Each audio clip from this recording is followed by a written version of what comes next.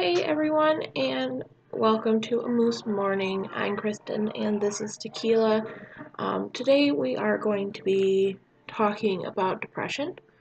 Um, I have had two people in the past month pass away, both of which I know suffered from depression, um, which is part of the reason why yesterday's episode was postponed. Um, I just wanted to go over some of the myths that is out there, kind of clear those up. This is something that's very close to me, seeing as I have depression and I suffer through it, which is part of the reason why I have tequila. The other half is because, well, he's cute and I love him. So I have 6 facts or 6 myths that I am going to talk about that are all false. Obviously, they're myths, that's how it works. First is that it is all in your head. A lot of people say that depression is a made up illness, that you just need to get over it, but it's not.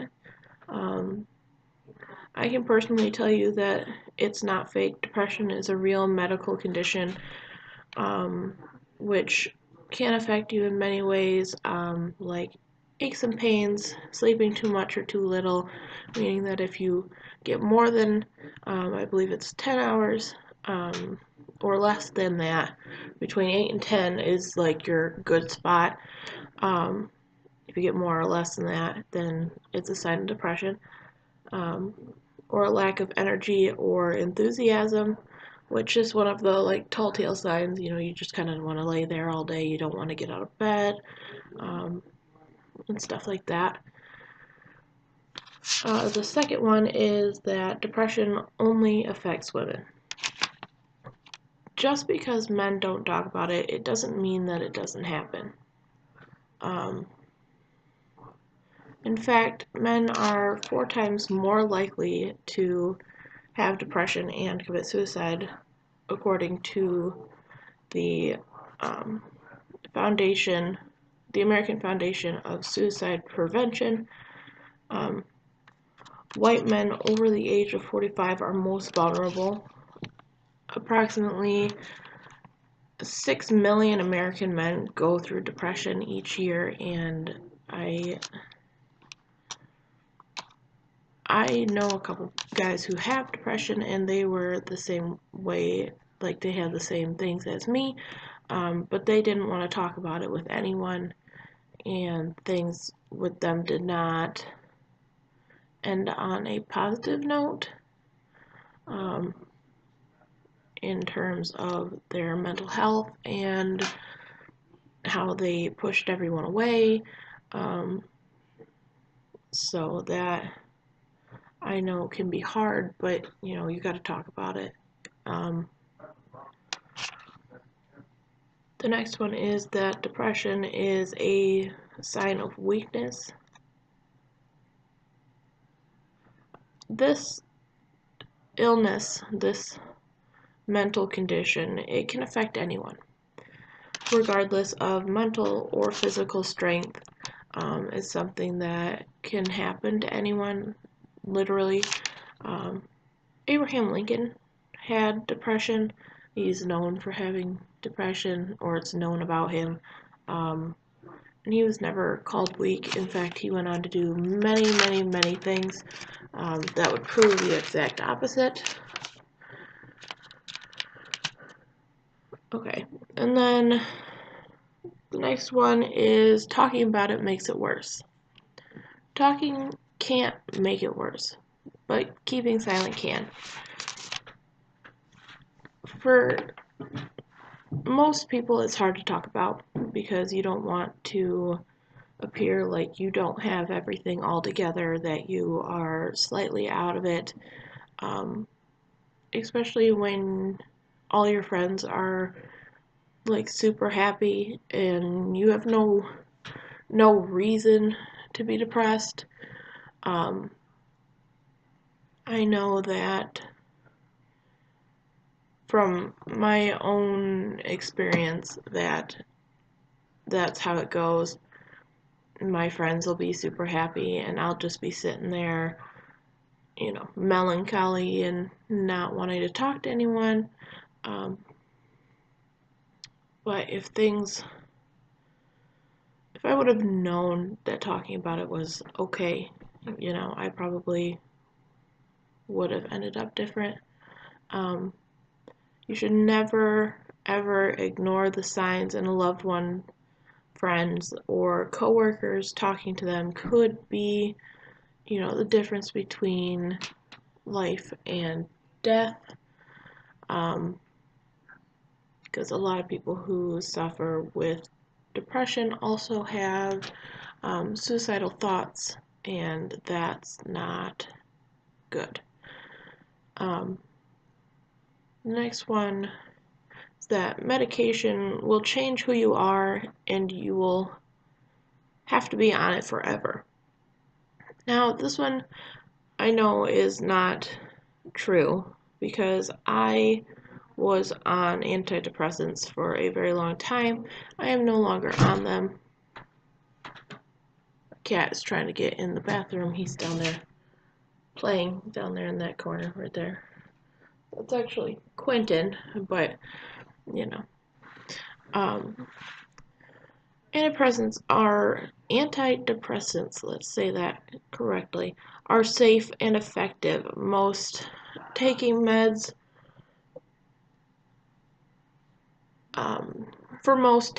helps them feel like themselves again. I do have all this written down, and that's why my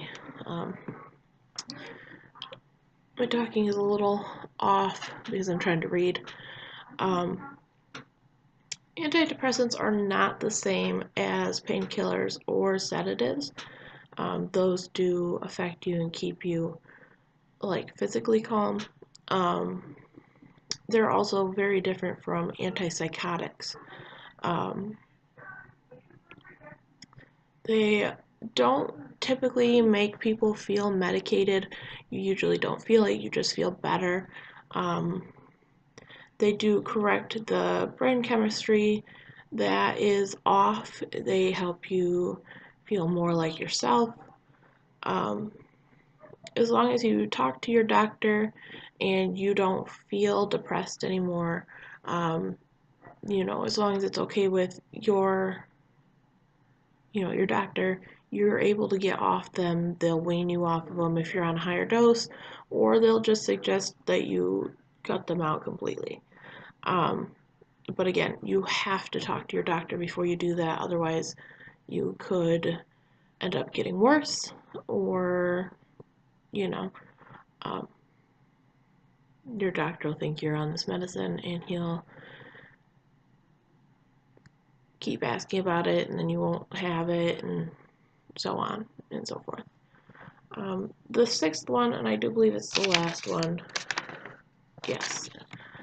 The best way to help someone with depression is to cheer them up.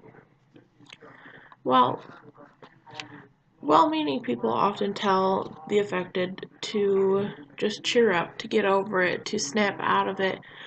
That's not something we can do. It's not something we can just be like, oh, I'm not depressed today. It's a good day, and that happens. But it's not because you told us to just be better. It's not something. This illness is not something that you can just get over. It takes a lot. It takes therapy, it takes medicine, whatever combination you need. But being able to be there to talk to them, that is the best way to